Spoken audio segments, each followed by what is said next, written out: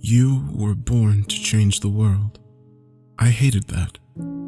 My world wasn't perfect. In fact, it wasn't even good, but human survival is based on our need for the status quo.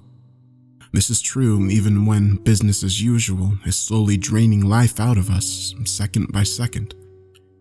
We walk happily forward, somehow able to forget the fact that passing time is another way of describing death. My life, a wise man once said, is measured out in coffee spoons. You took all that away from me, and I hated that.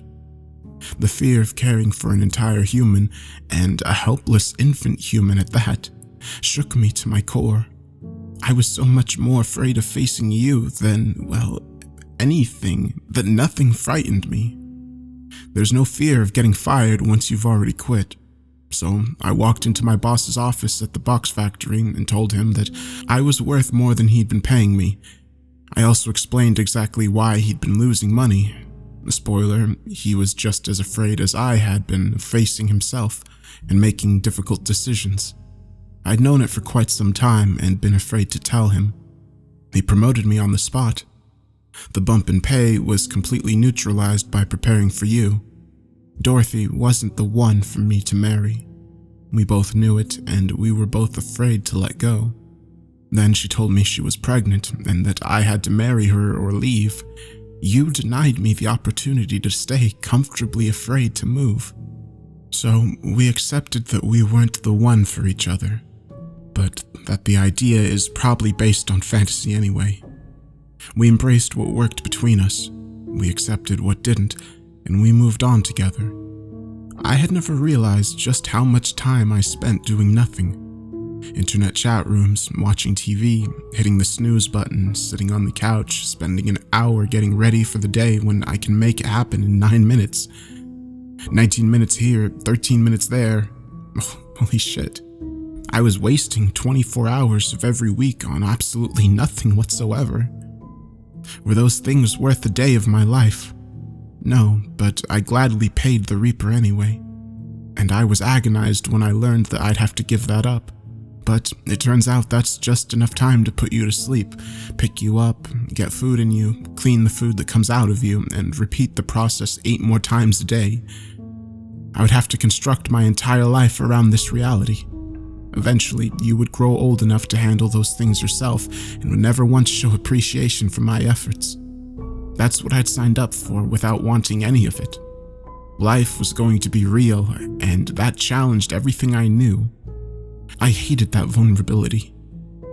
Because nothing can describe the raw terror of a grim-faced doctor explaining that there are serious problems with the pregnancy.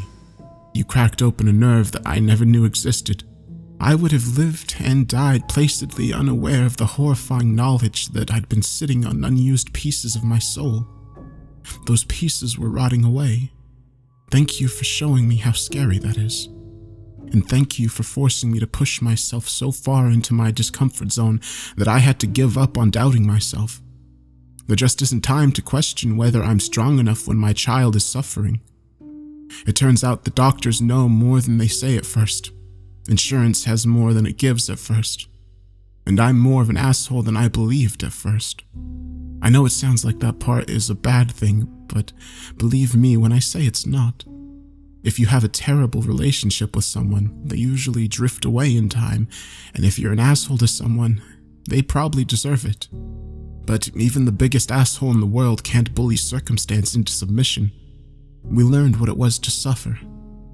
Another wise man once explained that suffering is life. Dorothy and I lived, and we loved. We loved because we were broken, rather than in spite of it. We watched as our status quo died without fanfare, as you were birthed with much drama. We watched as you struggled, and we struggled as you stopped. This letter isn't an apology, because I have no inaction to confess. This is a note of thanks. As I sit here with you in my arms, watching the sun slowly rise on the first day after your birth. You were born to change the world, and in the 20 minutes that you lived, you did.